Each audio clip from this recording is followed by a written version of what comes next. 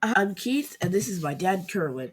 The last time we had Darrel Pullie on our podcast was back in November of 2021. At the time, Rosario Dawson hinted on her Instagram account that Hayden Christensen would appear in the new Ahsoka series. We speculated what the conversation would be between Ahsoka and Anakin.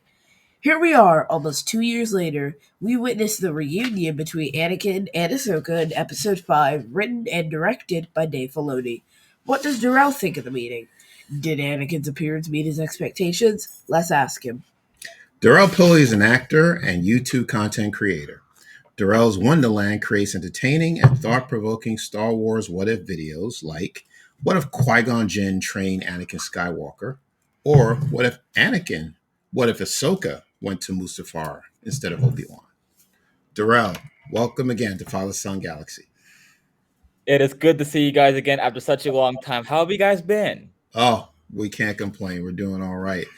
Almost 2 years, huh? I can't believe it's so long. So what have you been up to? Well, things have been quite busy over at the Wonderland here. We spoke about my fan film. We spoke about other Star Wars things. So as far as my fan film, that's been taking up some of my time. We're almost out of post-production, and it's been a long time because, of course, lightsabers do take a long period of time to edit frame by frame by frame. After that, we're going to get into the composing stages of the fan film. And of course, as you said, I've been doing my Star Wars what ifs on my channel now. And I'm trying to get one out at least every week. All right, well, that's good news. That sounds very good. So congratulations. So now, 2 years later, we talked about it. We predicted it. We knew that this was going to happen eventually, and it's finally here. The Ahsoka series dropped. So have you been watching all the episodes? Well, of course I have. Like I would always have a nice snack with me the moment it came out. And like when the first episode came out, I was already intrigued because of the music, the sound crawl, well, not the opening crawl. I mean, Yeah. I knew that Dave Filoni was like, okay, this is gonna be it. This is the one. This is the series that's gonna really pique my interest, like Andor did, and so far it has exceeded my expectations. Yeah. And so overall, what are your thoughts of the series so far? The first 5 episodes. Honestly, for me, the series seems to be picking up because, of course, like some series start to be slow, like Andor. But me as a filmmaker who's been doing this for nearly a decade, I can understand like why that is, because you want to slowly build up on stuff rather than rushing and like mushing everything all at once, because that's not what makes a good story. And of course, the first few episodes, you see Ahsoka as a stoic, kind of a less talkative sort of person than she was back in the Clone War and probably Rebels, because and it intrigues me how most people crap on Rosario Dawson for acting like a stoic actress. Like, this is exactly how the character is. You try losing your friends in the Clone Wars, losing your master to the dark side, putting up with all of this crap from the Clone Wars, being expelled from the Order, being treated like a citizen, all this other stuff, and come back to me. But this is exactly how the character should be. And considering what we've seen last week with Ahsoka being reborn after the lesson that Anakin was trying to teach her, we now see her from Ahsoka the Grey to Ahsoka the White, as we've seen both in Rebels and now in live action. Right. Yeah. I guess people tend to forget that, this is a more mature Ahsoka, right? I mean, this is like a good 30 or so years after the Clone Wars. So this isn't necessarily the, laughing, joking, cutting up, she's seen a lot. snips Ahsoka. This is the I've been through 30 years of war and I absolutely despise it, Ahsoka. She's in her late 40s. She's about to be in her 50s, and people would think that she's gonna continue to be the snarky, bratty teenager that we first saw disembark from that shuttle years ago. Like, of course she's gonna smile here and there, all in between the stoicness, because I've seen her crack a smile before she and Sabine went off to find Marok and Shin right after Hugh Wang asked them to stay together, and we know how that turned out. Right.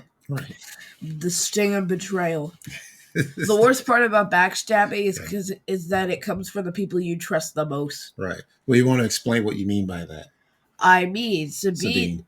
So when Ezra jumped to light speed, I'm gonna assume that was like 0 ABY. So like right One BBY. before, yeah. So 0 ABY to 1 BBY, right before the Battle of Yavin, obviously. So this is about 10, 15 years afterwards.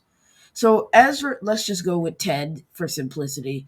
So Ezra's been gone for 10 years, and there's somebody who you just watched fall off a cliff like 50 feet away from you.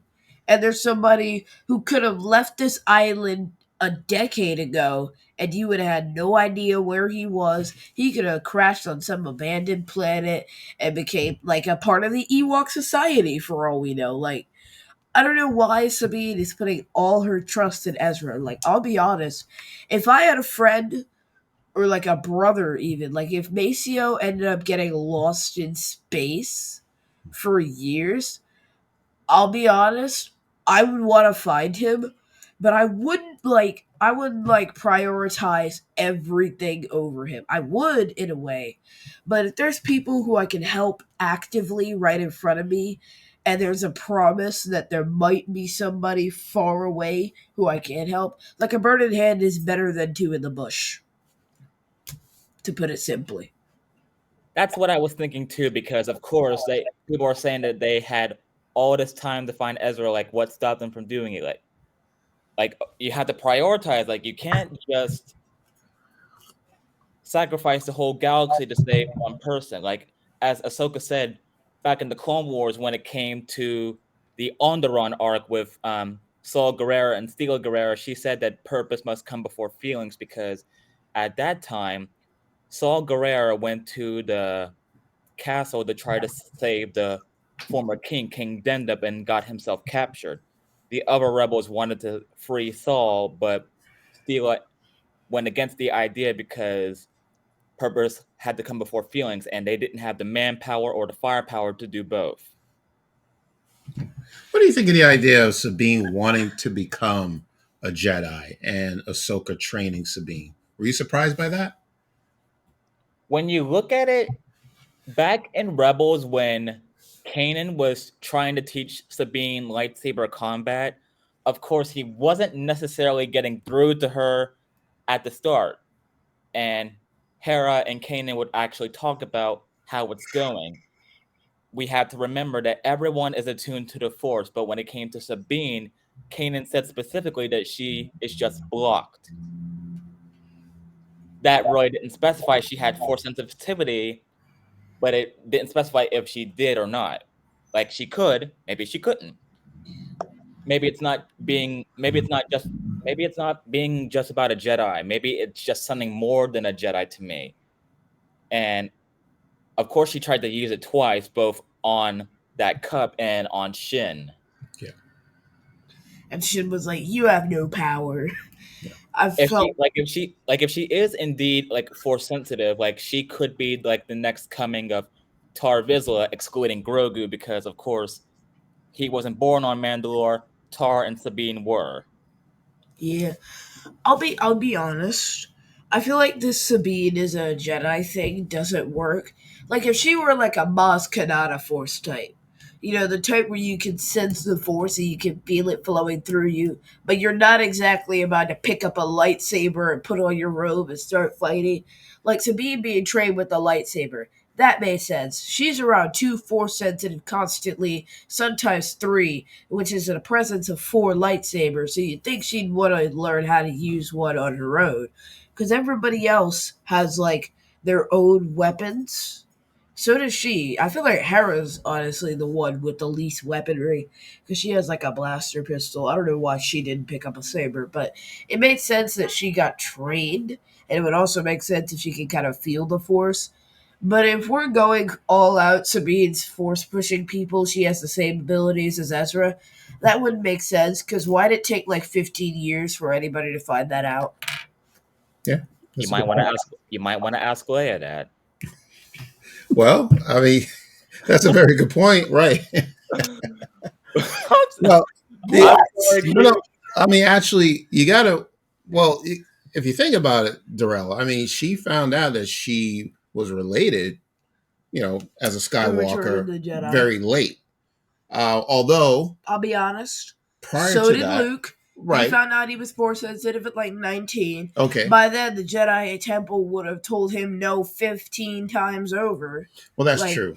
he honestly was by their standards too old to start training by the time he would have been in kindergarten. So Because of honestly, I feel course, like he's a little too Yeah. old.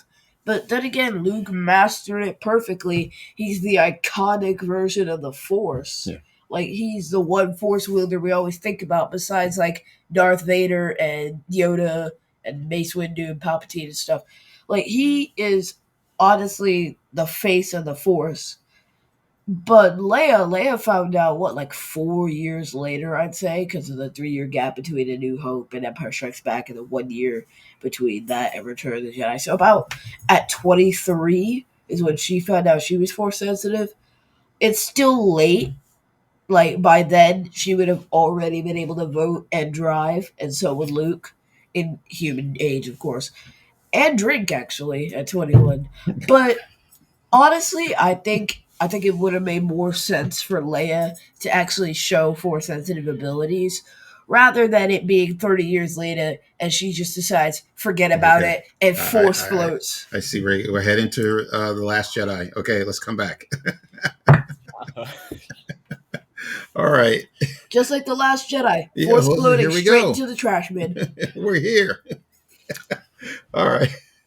But I'll say this about it. The actors did all they can with that script. okay. They did the best they could with that Okay. movie. We are talking about Ahsoka. The Precisely. series. Okay. All right. I'll be honest, So every project Ahsoka's yeah. in is always good. Oh yeah. Well, Of sure. course. Yeah, she's a fantastic Season character. 5 was the best season of the Clone Wars. Okay. Yeah. Wonderful. Wonderful. 7 close second. All right. So let's jump into episode 5. All right. Shadow Warrior. Here's the moment that we've all been waiting for. This is what we talked about, Darrell, 2 years ago. The meeting between Anakin and Ahsoka. All right. So tell me, this meeting, did it live up to your expectations? It exceeded my expectations, Nice.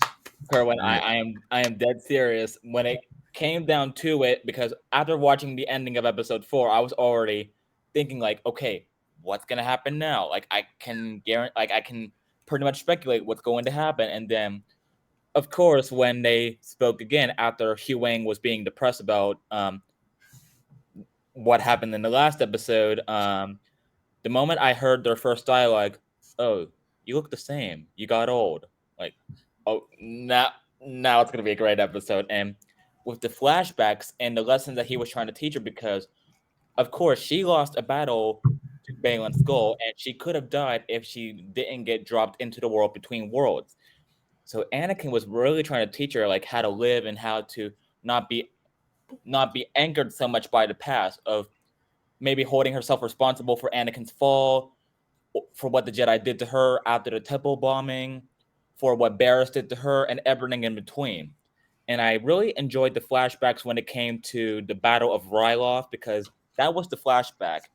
Because I'm pretty sure that Anakin and Ahsoka fought on the ground overnight while Mace Windu was negotiating with Cham Syndulla.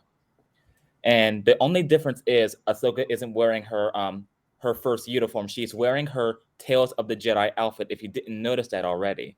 Because that's one thing that I did pick up on.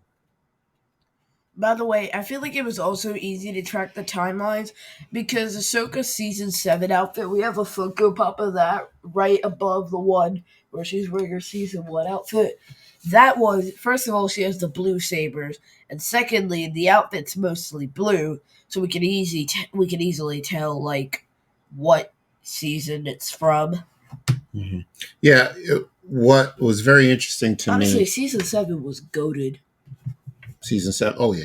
I mean, the Siege of Mandalore. Yeah. We'll get to the Siege of Mandalore. Um, I, I had the impression, and I think we both had the impression, that somehow Filoni was going to work in the world between worlds, and we didn't know exactly how. But what we did know is that it no longer exists because it was destroyed at the Lothal Temple. And we were kind of thinking Yeah. at some point, maybe it's there because that was a traumatic memory for her. But there were honestly far more traumatic memories in Ahsoka's experience, like, say, fighting on Mandalore against Darth Maul or being captured by Cad Bane. Remember that? That one was fun. That was like all the way back in either the first or the third season. There was also that Senate bombing, also committed by Cad Bane. Malachor, or maybe being dropped off a cliff 3 seconds ago. Yeah, right. Right. True. So how did you like the way they worked in the world between worlds? I mean, were you expecting for them to go there, although we know that it doesn't exist, no longer exist? Anymore. Yeah. Like unless Anakin pulled her in, because of course I believe, like, the dead. I watched this video from Star Wars Theory not too long ago suggesting that perhaps the dead, like, in the afterlife of the Force, that some people do have access to that sort of thing, and I would think that Anakin was the one who pulled her out, that pulled her into it. I was hoping to see I loved the episode, nonetheless. I was hoping to see a little bit more, like maybe what would have happened if Ahsoka went to Mustafar, even though that's been speculated to happen. So maybe the night's still young. Maybe we might see something soon, because when we saw that trailer with Anakin, with his dialogue in one of the trailers a few weeks ago, when he said, "In this war, you'll face more than just droids." So I'm sure that we haven't seen the last of Hayden's Anakin in the series. So I'm pretty sure that we'll probably see more flashbacks going forward until episode 8. Well, By that's the interesting. way, Okay. I feel like it's kind of awkward that literally Ahsoka's aging, but Anakin's not. Because I understand that Anakin, turned into a baked potato, or like the That's a nice remnants of way of putting it. oil in your pan when you burn it. Like, he became a char grilled burger. Like, he We became get a it. Burger King patty. We get it. And, like, he Plain for broiled. he Yes. for some reason came back like looking 20 years younger, which didn't make sense. Why didn't they just take Anakin, Right. remove the birds, and get that? Like, remember how they made Chris Evans look like Well, Joe Biden? no, I Could have understand. made Hayden All right, Christensen look like Keith. Okay. 50-year-old Right. Anakin. Oh yes, you told these jokes before. All right. So So Oh, Biden! you know what? Okay, the Our president timeline. and the wielder of the Captain America shield. This is something. Okay, this has been a 20-year conversation. It When has. Luke. No, because maybe you wouldn't know, but the original Return to Jedi, the ending, we know that the actor, right, was not originally played by Hayden Christensen, right? It was Yep. an older actor named Sebastian Shaw. Shaw, yeah. Right. Okay, so you knew Because that Hayden part. Christensen, was like a toddler. If he was even, he wasn't even born yet. Right. So I mean, So so neither was I. the point is, you would I think don't know that time. he would pass through or transition into the Force at the age of when he passed away, right? So now Yeah, at the Return to Jedi, he's this older gentleman, right? About the same age, a little bit younger than Obi-Wan Kenobi. which would But make then sense. but what Lucas decided to do was to replace Sebastian Shaw with Hayden Christensen. So And that canonically threw right, off the rest of the saga. Because yes, honestly, it's a continuity issue. If Anakin looks like Hayden Christensen, you gotta keep him looking like Hayden Christensen. What they could have done, however, is just kept Sebastian Shaw and let that be Anakin Skywalker as a Force ghost, and maybe make it so he can shift forms, because he did it to Ahsoka. I'm sure he can do it to himself. He made Ahsoka look younger. He can make himself look younger. Do you have an opinion on that, Darrell? Like, do you think it Like, was could have just the right thing to do? you could have just unflame broiled him. from what I understand about the Force, when you maintain your consciousness after death, like, you are exactly who you are, like when you died. So Anakin Skywalker died the moment he became Vader. So that man that you saw on Mustafar, that wasn't Anakin. Like, he was long dead after he killed the younglings and slaughtered what was left of the Separatist Council on Mustafar. So of course, when he burned alive on Mustafar, he was reborn as Vader. Anakin died on Mustafar.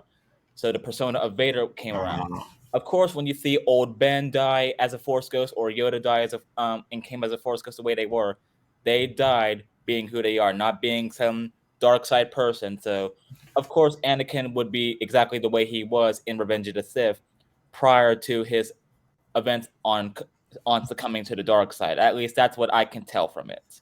I'll be honest, it's like the Caitlyn Snow Killer Frost thing. Like, honestly, Anakin was still in Vader somewhere in there. Like, Vader wouldn't let Anakin die, obviously. He wanted to bury him as far as he could, but subconsciously, he couldn't let his past self die.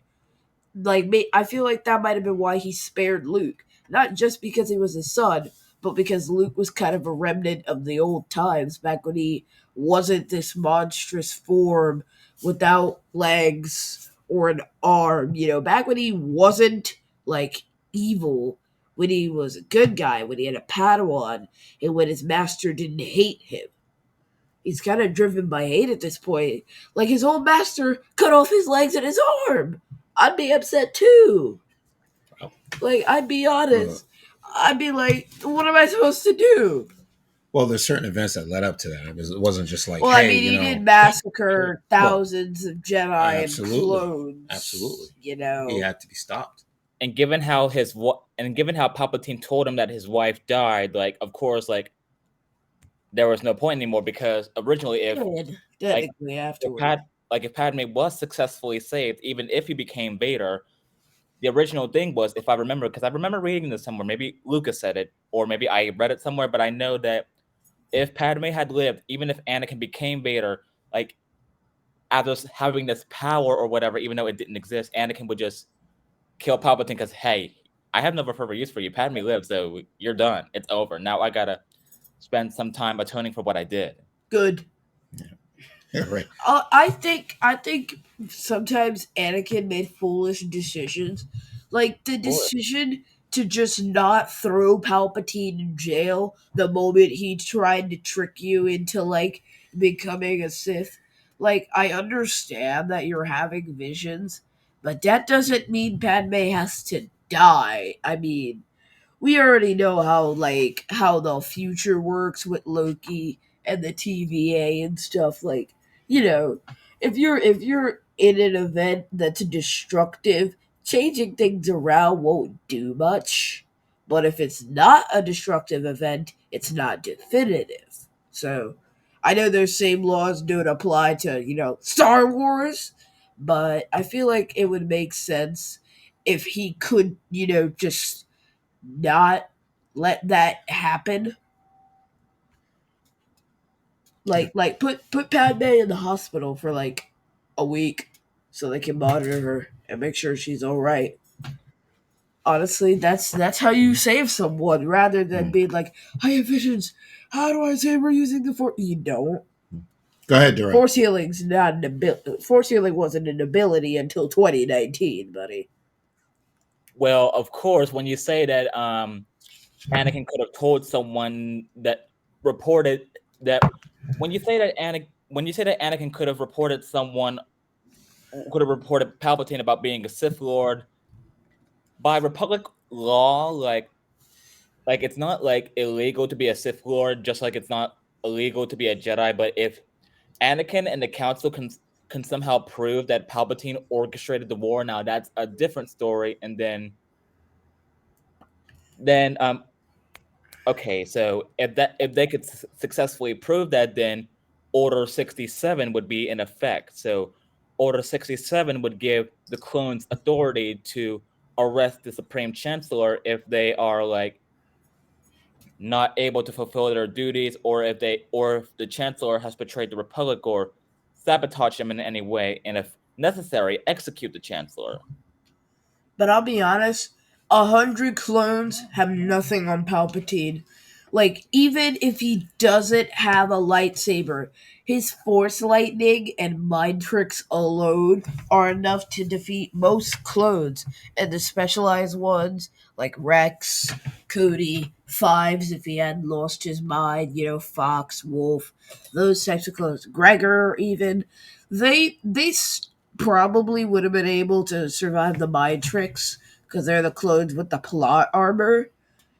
Now, what about clone assassins though? Because they specialize in eliminating force sensitives like Jedi and Sith.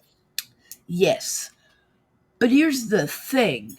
I feel like Emperor Palpatine, because he played such an orchestral part in creating these assassins and these clones, I feel like he would know the protocols for when and where they would be to stop him so he can predict that. And even if he's not, he can probably sense the disturbance of them being around using the Force.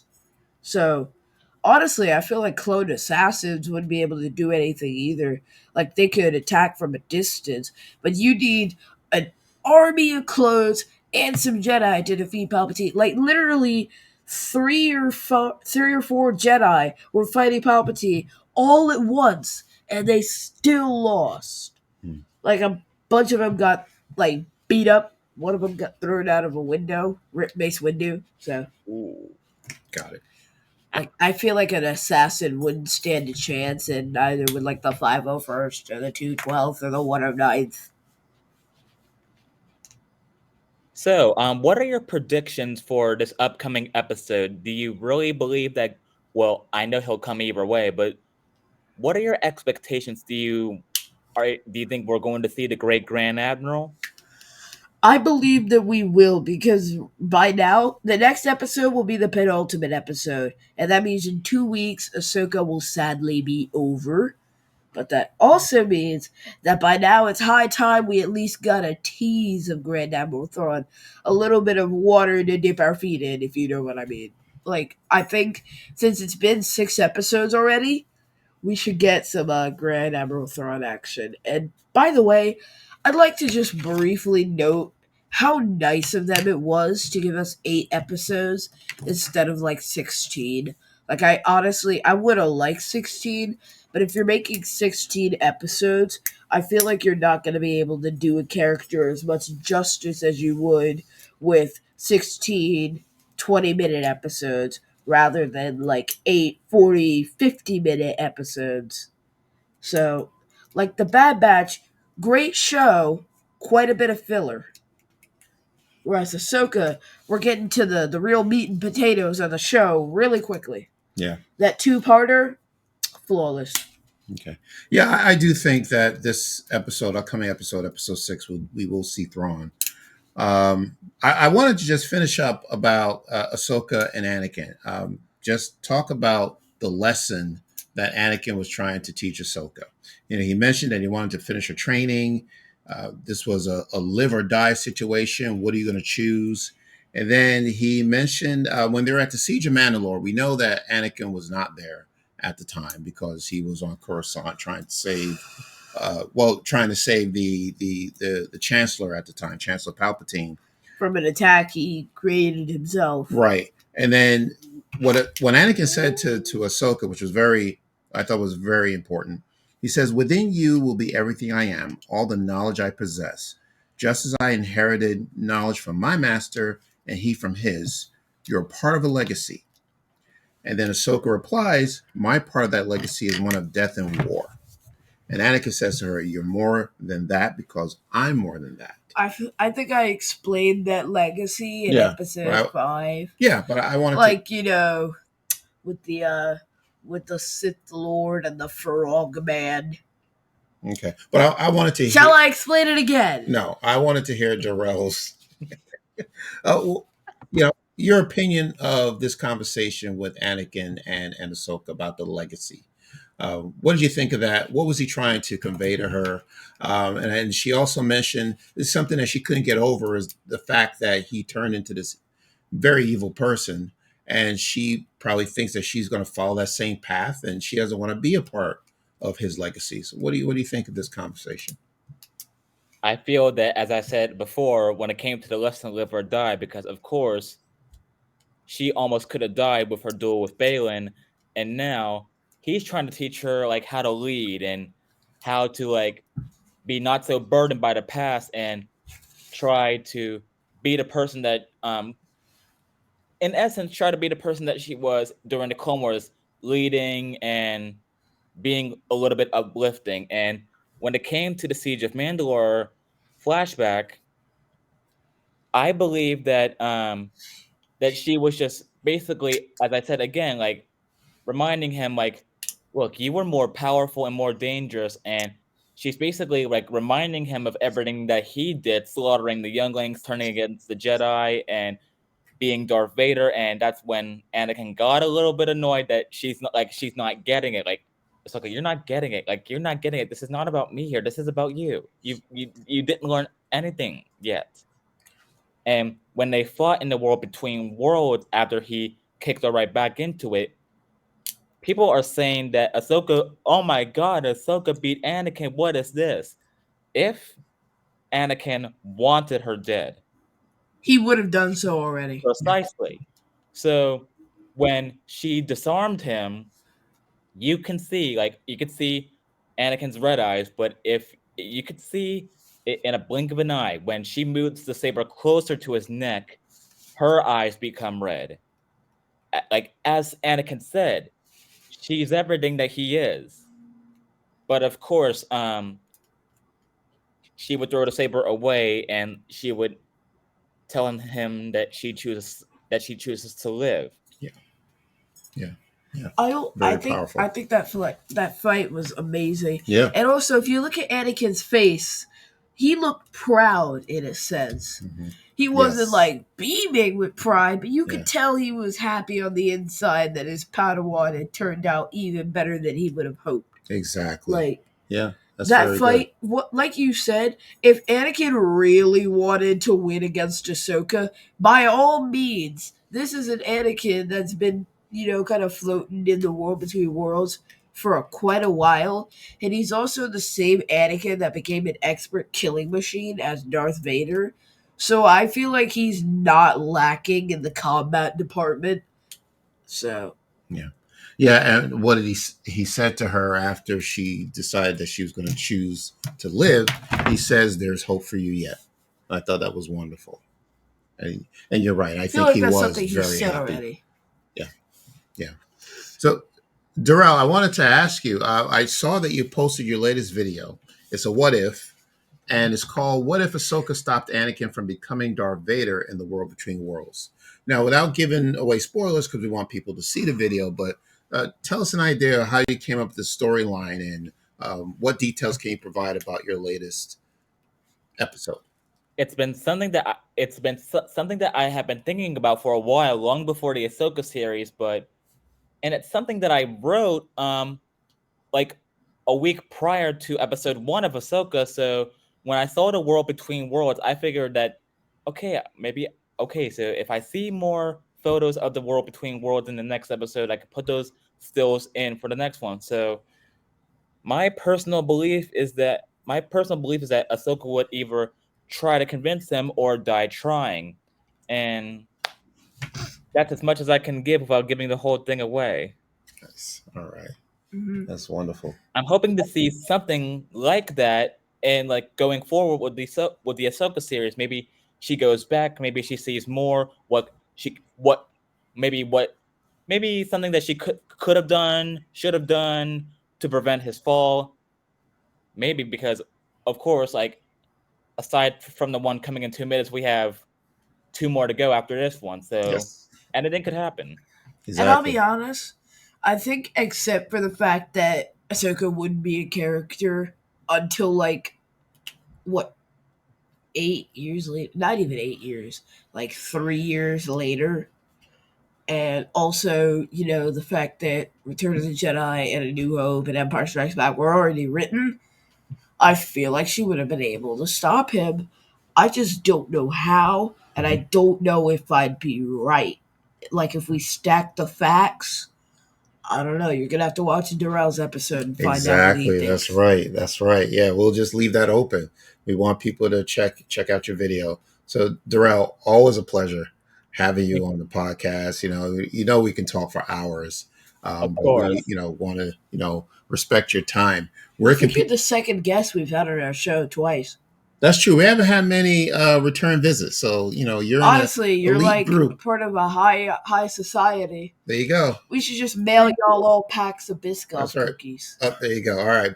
How about Get ready to fly. butter cookies? Hashtag butter cookies Oh in yeah, Star hashtag Wars, put right? butter cookies in Star Wars. Right. Yeah.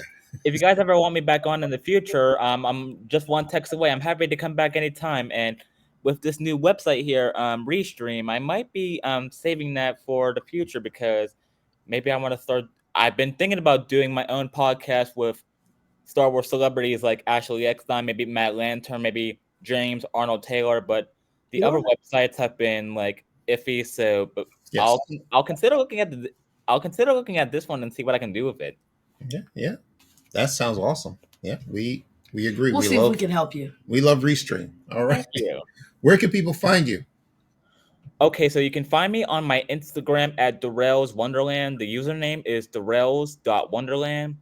My personal one, because there are some of my followers from the other one who follow me on there. I'm at Darrel Pullie, and that would be it. Aside from my Pullie Productions film little film production company that I'm starting out. As far as that's concerned, I was originally going to put the Fallen Apprentice film on my main channel, but that will be going over to Pulley Productions. So that's another thing that I needed to say. Awesome. Awesome. Best of luck to you. This is wonderful. Always a pleasure. Where can people find us, Keith? You can find us wherever you get your podcasts or socials or Facebook, Twitter, and Instagram at Father.Son.Galaxy, website Father.Son.Galaxy.com, merch store Father.Son.Galaxy.myspreadshop.com. I already have some friends who are interested. If you're watching this, click the QR code, scan it, gamble your fate on what mug you'd like to pick. Okay. Donate to our Patreon page, patreon.com/Father.Son.Galaxy. I think that's it. All right. Thank you once again. All right. We can't wait for the next 3 episodes of Ahsoka. So thank you so much. Let's Once again, off, let's watch that show. All right. Thank you once again, everyone. May the force be with you both. May the force be with you. So thank you all for tuning in. Until next time, take care. And we will see you again.